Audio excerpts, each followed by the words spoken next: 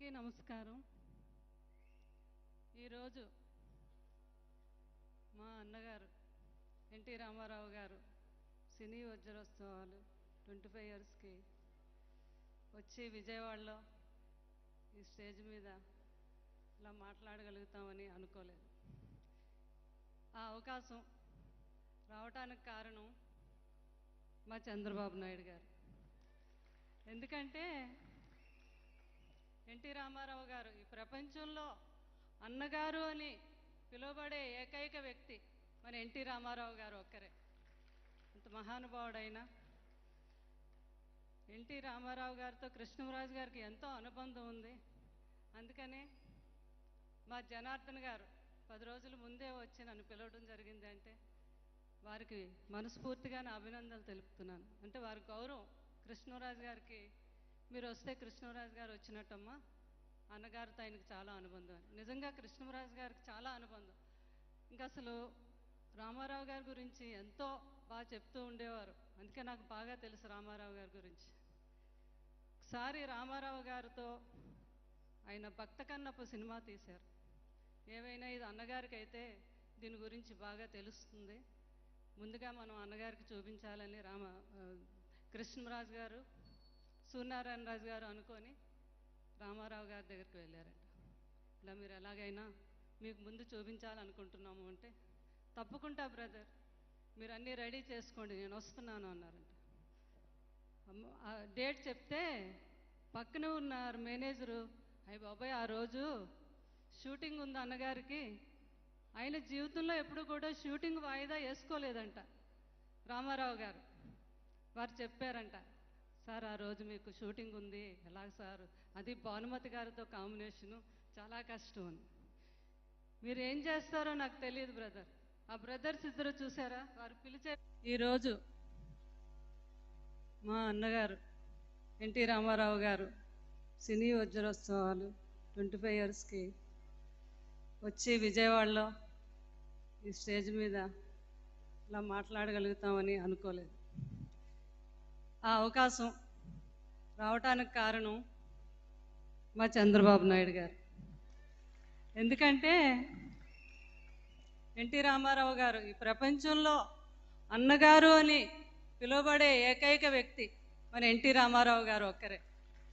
అంత మహానుభావుడైన ఎన్టీ రామారావు గారితో కృష్ణరాజు గారికి ఎంతో అనుబంధం ఉంది. అందుకనే మా జనార్దన్ గారు 10 రోజుల ముందే వచ్చి నన్ను పిలవడం జరిగింది. అంటే వారికి మనస్ఫూర్తిగా నా అభినందనలు తెలుపుతున్నాను. అంటే వారి గౌరవం కృష్ణరాజు గారికి, మీరు వస్తే కృష్ణరాజు గారు వచ్చినట్టమ్మా, అన్నగారితో ఆయనకు చాలా అనుబంధం. నిజంగా కృష్ణరాజు గారికి చాలా అనుబంధం. ఇంకా అసలు రామారావు గారి గురించి ఎంతో బాగా చెప్తూ ఉండేవారు. అందుకే నాకు బాగా తెలుసు రామారావు గారి గురించి. ఒకసారి రామారావు గారితో ఆయన భక్త కన్నప్ప సినిమా తీశారు. ఏవైనా ఇది అన్నగారికి అయితే దీని గురించి బాగా తెలుస్తుంది, ముందుగా మనం అన్నగారికి చూపించాలని కృష్ణరాజు గారు, సూర్యనారాయణ రాజు గారు అనుకొని రామారావు గారి దగ్గరికి వెళ్ళారు. ఇలా మీరు ఎలాగైనా మీకు ముందు చూపించాలనుకుంటున్నాము అంటే, తప్పకుండా బ్రదర్, మీరు అన్నీ రెడీ చేసుకోండి, నేను వస్తున్నాను అన్నారంట. ఆ డేట్ చెప్తే పక్కన ఉన్నారు మేనేజరు, అయ్య బాబాయ్ ఆ రోజు షూటింగ్ ఉంది అన్నగారికి, ఆయన జీవితంలో ఎప్పుడు కూడా షూటింగ్ వాయిదా వేసుకోలేదంట రామారావు గారు. వారు చెప్పారంట, సార్ ఆ రోజు మీకు షూటింగ్ ఉంది, ఎలాగ సార్, అది భానుమతి గారితో కాంబినేషను, చాలా కష్టం అని. మీరు ఏం చేస్తారో నాకు తెలియదు బ్రదర్. ఆ బ్రదర్స్ ఇద్దరు చూసారా, వారు పిలిచే విధానం, వారి కళ్ళల్లో నేను రావాలనే ఆప్యాయత, నేను వెళ్తున్నాను, మీరేం చేస్తారో చేయండి అని చెప్పి ఆ రోజు వారు సినిమాకి వెళ్ళటం, అది చూడటం.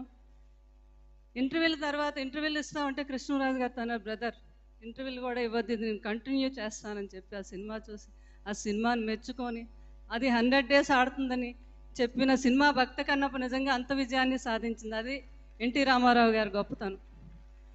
అలాగే ఎన్టీ రామారావు గారు అంటే తెలుగు జాతికి ఒక వెలుగు, అది ఎన్టీ రామారావు గారి గొప్పతనం. వారు ఫ్యామిలీ అందరూ, హరికృష్ణ గారు అవనియండి, తర్వాత మా రామకృష్ణ గారు, బాలకృష్ణ గారు, మోహన్ కృష్ణ గారు, వీరందరూ కూడా ఎంతో రెస్పెక్ట్, కృష్ణరాజు గారు అంటే ఎంతో అభిమానించేవారు. వారికి కూడా వీరి మీద అంత అభిమానం. వారి ఫ్యామిలీ అంతా రామారావు గారు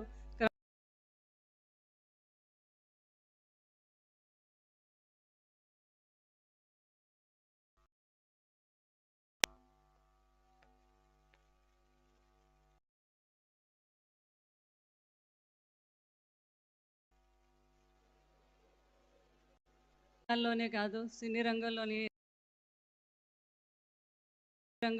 ఎంతో గౌరవించేవారని కృష్ణరాజు గారు చెప్తూ ఉండేవారు. అలాగే అన్నగారు వెళ్తూ కూడా ఎంతోమంది ప్రజాప్రతినిధులను కూడా మనకి ఇచ్చి వెళ్ళారు. వారి ఫ్యామిలీలో వారి కుమారులు, వారి కూతుర్లు, వారి మనవులు అందరూ. అయితే రామారావు గారు అందరికీ రాముడుగానే తెలుసు, కృష్ణుడిగా తెలుసు. ఆయన రాజకీయంలో వచ్చాక రాముడుగా వెళ్తూ ఉంటే కృష్ణరాజు గారు అనేవారు, అన్నగారు అందరూ రాముడుగా వెళ్తూ ఉంటే వెనకాతల ఆంజనేయుడు మా చంద్రబాబు నాయుడు గారు. అంటే చంద్రబాబు నాయుడు గారు ఆంజనేయుడు కాకుండా కిష్కిందను తయారు చేశారు. కిష్కింద అంటే మొత్తం తెలుగుదేశం నాయకులు, కార్యకర్తలు ఎక్కడ ఏ మూలు చూసినా, అటు విజయనగరం మొదలుకొని అటు శ్రీకాకుళం నుంచి ఎక్కడ చూసినా కూడా తెలుగుదేశం కార్యకర్తలు. అంతటి గొప్పల వాళ్ళని తయారు చేసింది మా చంద్రబాబు నాయుడు గారు. అలాగే నేను ఒక మాట చెప్పి సెలవు తీసుకుంటున్నాను. నాకు చంద్రబాబు నాయుడు గారు అంటే చాలా అభిమానం. ఎందుకంటే ఆయనకి పర్యావరణ పరిరక్షణ అన్న ఎంతో దాని మీద ముందు చూపు. నాకు ఒక మాట గుర్తుకొస్తుంది. బాహుబలిలో